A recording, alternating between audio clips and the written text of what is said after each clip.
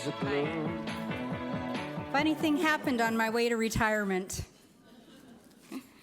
You'll understand in a minute. Good afternoon. I'm Jeanne Cole. The kids call me Grinny, and I'm here today to share the journey that led me to Hope.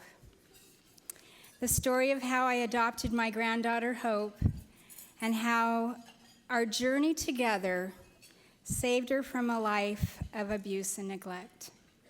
I'm grateful to be here because Childhaven and all of you helped us when we needed it the most. You walked this journey with us, one step, one day at a time. My hope is truly our hope. You are part of our story. 6 years ago, I hit rock bottom. While raising kids and working at a steady job for years, my addiction to alcohol progressed. A drink at night turned into a drink in the morning, and soon I was hopelessly out of control. And so I surrendered. I admitted I was powerless over alcohol, and I sought help in a 12-step program. To stay sober, I started living life one day at a time. I learned getting through one day sometimes really meant getting through 1 hour, facing one problem, one mess to clean up, one task at a time. I learned I could handle life if I broke it down into smaller pieces.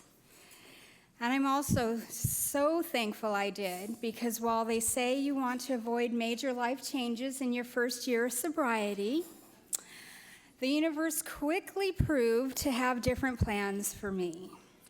Here's what happened. 60 days into my sobriety, my daughter gave birth to my beautiful granddaughter, Hope. 1 year into my sobriety, my sister and my best friend passed away suddenly, and I stepped in to help care for her family, helping my brother-in-law to keep their high-needs foster children in his home and save these children from being moved again and suffering yet another tremendous loss. I was devastated and overwhelmed, but I was also getting through it, staying sober and caring for those who needed me, again, one day at a time. And then, 2 years into my sobriety, I received a phone call. One call from Child Protective Services that would forever change my life. The voice on the other side of the phone told me my 22-month-old granddaughter Hope had been removed from her parents' home, and I had 20 minutes to pick her up before she was sent to temporary care. I was terrified. All I could imagine was my beautiful little granddaughter sent somewhere in a crib alone, not knowing anybody, and scared and confused. One of many neglected babies just left alone. I had to protect her. I rushed there to get her as quickly as I possibly could. I would give her the best home possible until she could be reunited with her mom, or so I thought. I stepped in that day to care for Hope. I had no plan and no support. I literally only had Hope. She came to me with nothing. I had no idea the police had been to my daughter's apartment telling her to clean it up or Hope would be removed. Her bottles were moldy. There was no edible food, no clothing or blankets that they deemed, or toys that the police deemed okay to bring with her. It was a whirlwind from day one. The list of things I needed to do and not do, the doctor's appointments, the shopping list, trying to take it all in, I cried a lot. The first few months of caring for Hope was the most difficult time in my life. Hope barely slept, and so I barely slept. Some days she'd refuse to talk, and other days she would go into fits of rage.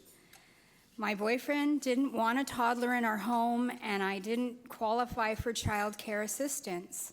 So I was with Hope 24/7. I was suddenly a 47-year-old single parent of a very bright little girl who was very angry. And as I'm sure you all know, 24/7 with a toddler is quite exhausting. Yeah. The legal system was confusing.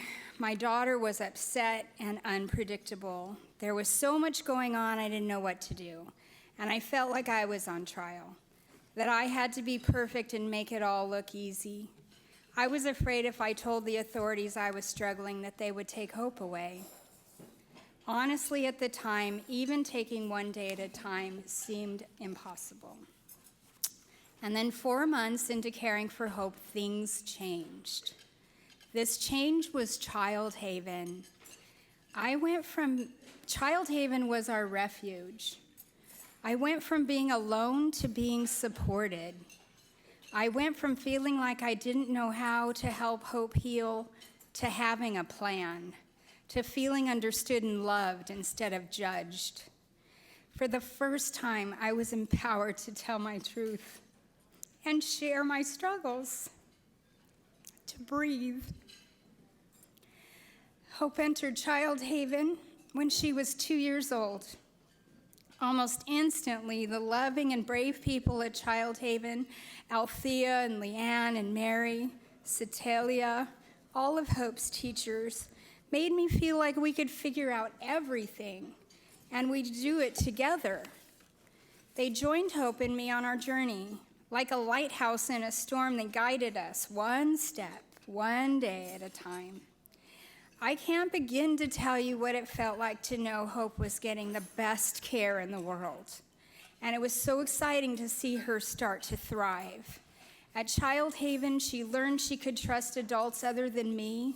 She became brave enough to start having feelings for the first time, and then learned how to express her feelings, to dance and to sing. And I learned new ways to help her. How to de-escalate situations when she acted out. How to help her cope with heartbreaks on days when her mom didn't show up for visits. They taught me how to talk honestly to a little girl I love so much about some of the sad truths that existed for us in our life.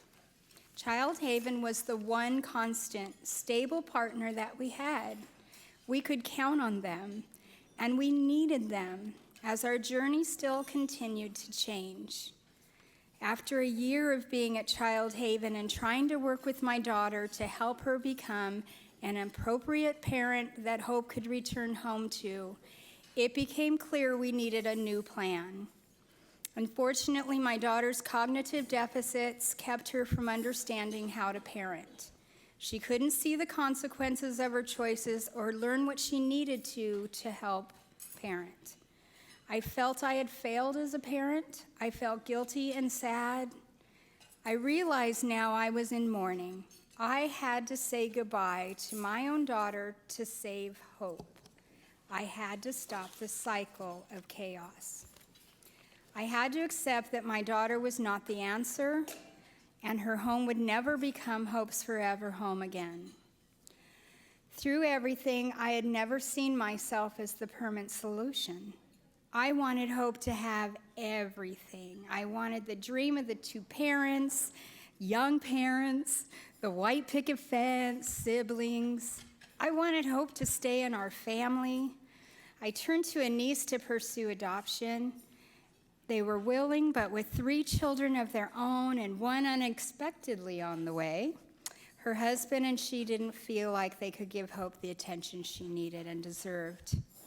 And thanks to the support that I received at Childhaven, at some point my thinking started to shift, and Hope became the biggest blessing I never knew I wanted.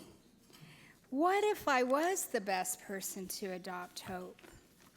The court process to adopt Hope began when she was 3 years old, and it took 2.5 long years. A heart-wrenching year full of court trials and lawyers, then an additional year of appeals and devastating arguments with my daughter. Through it all, the team at Childhaven was always there, helping us cope and find a new place to live when I lost my job and we became homeless. Hope was able to graduate from Childhaven with her little friends that she had grown up with. the first time in her life she was given the stability to complete something from start to finish. Finally, in July of last year, the month before she graduated from Childhaven, I was able to tell Hope that she was truly home, her forever home with me. Today, Hope and I continue to call each other partners. Whatever life brings us, we're in it together. Hope is thriving. She's excelling in kindergarten. She loves reading and helping other kids at school. She is joyful. She loves to dance and she takes ballet and tap. She starts t-ball next month. And Hope loves to sing. She regularly uses song and dance to tell me about her daily life. She loves Pocahontas because she's brave and a warrior, not just a princess. Even though I still live my life one day at a time, I find myself daydreaming about Hope's future. She says she wants to be a surgeon when she grows up. And you know what? I think she can. I think she can do anything. Because of what she has survived, coupled with the priceless life skills she's learned at Childhaven, she has become filled with endless potential. She is resilient, she is strong, she is empathetic, and she's not scared of the little things. She doesn't let fear hold her back. She is very special. And you gave her that. All of you in this room, you stopped that cycle. Your support of Childhaven has given Hope, and so many little survivors like her, a future. I have no doubt that she will share this gift with the world, and that your generosity will make an impact for generations to come. My hope is our hope. Thank you very much.